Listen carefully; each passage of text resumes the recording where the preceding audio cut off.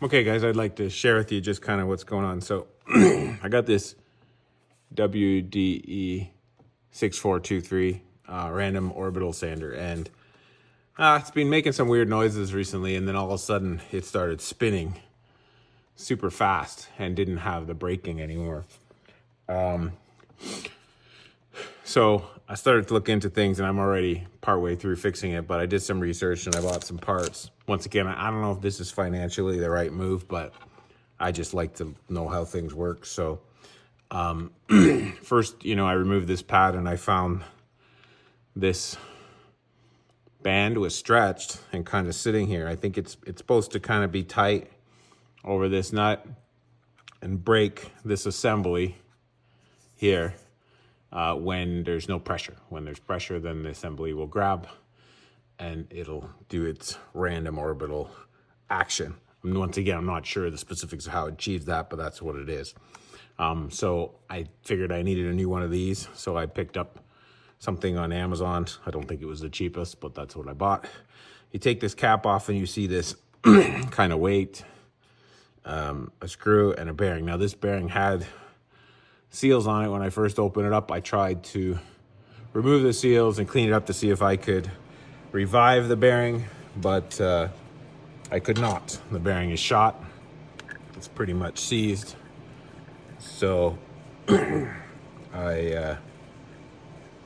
removed that and picked up a new assembly. Now, I thought maybe I could press this bearing out. If anybody knows, if you can, please let me know. But strange enough, I mean, imagine this piece of plastic comes out, but I could not get it to budge because I would have preferred to just buy the bearing for a few dollars at the local bearing shop. But instead, I bought the whole assembly just because I couldn't figure out how to remove this ring. Now, I probably could have ground this and then replaced it with another piece of plastic and it'd probably work. So let me know if you guys, if anybody has figured that out. So anyways. So you're at the sander at this point now. So I have this new part here. Let's see if we can make this sander work again. So you can see here, this is kind of a bearing and it spins freely, where this one no longer does. Even after I spent the time to try to clean it out, I think the balls are just flat spotted.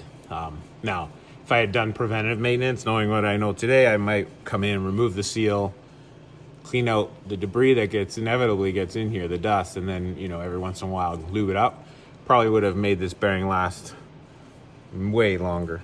So, I mean, from what I can tell, we just put this in here and both assemblies look correct. They look the same. Then it's really just, there's this notch on the shaft. We put this weight, it says this side up, so pretty self-explanatory. We put this screw in. Now, when I try to tighten this before, probably best to put a impact on it, but I don't have the right fitting with me in the shop, and I'm too lazy to go to my other tool chest. So we're gonna try just sticking a screwdriver here into the blades of the cooling fins for that assembly, and then just making it snug. Now this wasn't too tight when I took it off, so I'm not overly concerned. Maybe the whole thing will come flying apart one day, but seemed to be okay. So this is where we are now. I think you can just put the cap back on this thing. Kind of clips in there. So now we have this bearing that rotates freely, separate from the shaft. I don't know if you can see that in the fins, but the fins don't rotate, this rotates. Then there's this band I had, and as you can see, I think when the shaft, that bearing seized, what it did was stretch this. So this is not what we're looking for. I don't know if these things are any good. These ones are probably the piece I have most concern about, since it's like a fused together band versus what this is, which is like kind of like an O-ring. But we'll see if it does the job. Another thing to note with my sander, and I don't know if it's normal,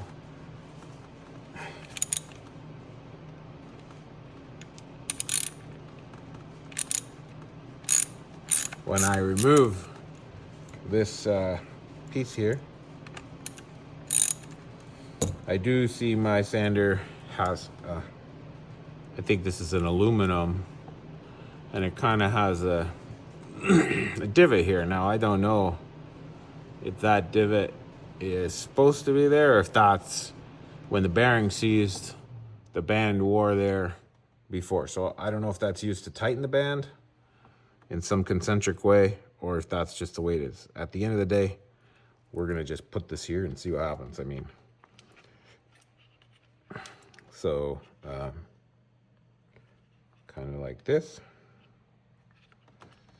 and we're gonna, well, maybe we should put the shaft in first and then stretch it out. This is the first time doing this, so you guys are watching my silliness to learn.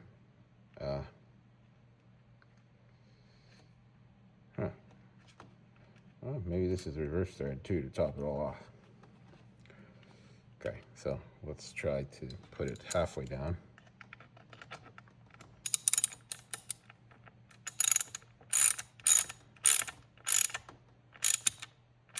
Okay, so we're gonna try to loop this here and put this around. Okay, set it like this. As I said, I don't know if I'm supposed to line up the low spot or the high spot. For now, we're gonna just try whichever way it lands, because I have no clue. And I have a couple of these, so we can kind of learn. It looks like it's going to, it feels a little tight, but, and I don't think this is supposed to spin. Maybe it is. I don't know. Or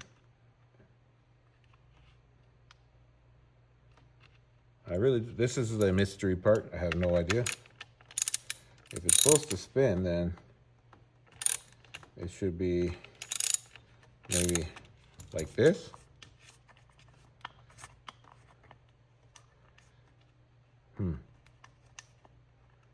If anybody knows, let me know.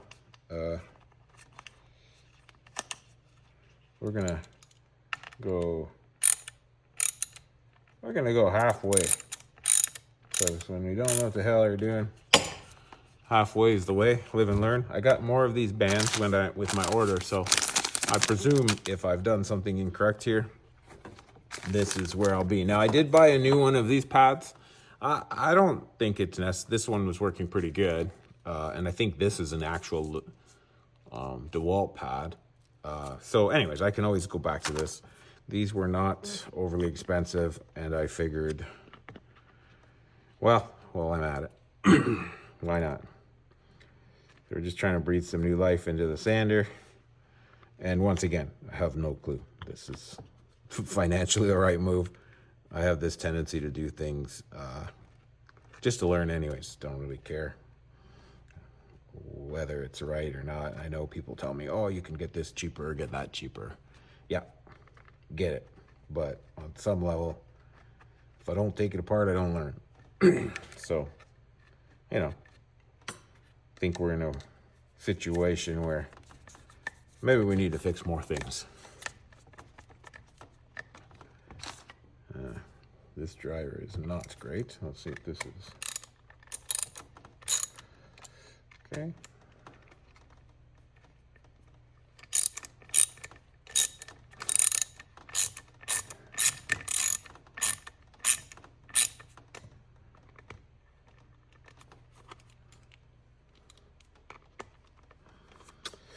This is another one where wrong tool for the job. Big ratchet like this. I should be just using a driver. But once again, I didn't have my adapter. And, well, it's snowing outside. My adapter's in the garage. I'm in my workshop. So this is what we're gonna do.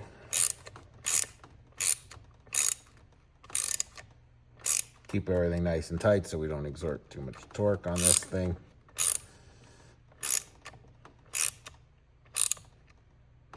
Just kind of get a feel for it.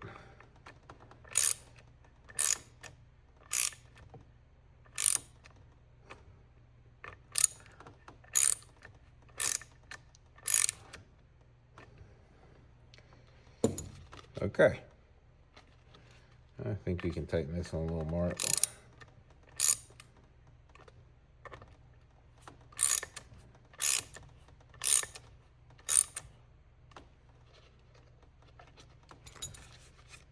Okay, here goes nothing. Let's give her some power, see what happens. Make sure it's off before you plug it in. So, sometimes you learn things interesting ways. Okay.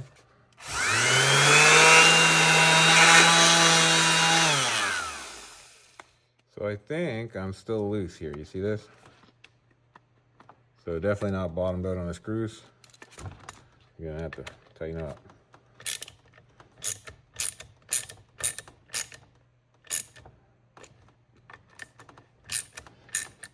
Can be deceiving because it's threaded into plastic.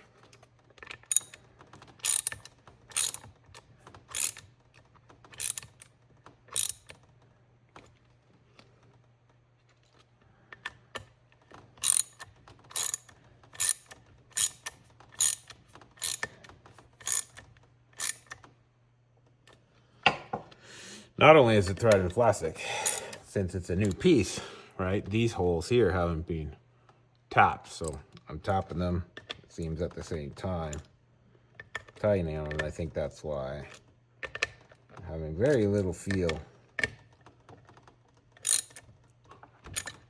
for when these screws are bottomed out.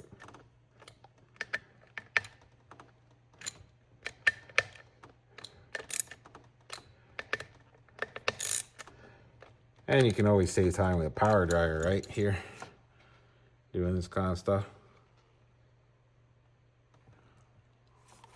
So let's try again. Do we have this weird wobble?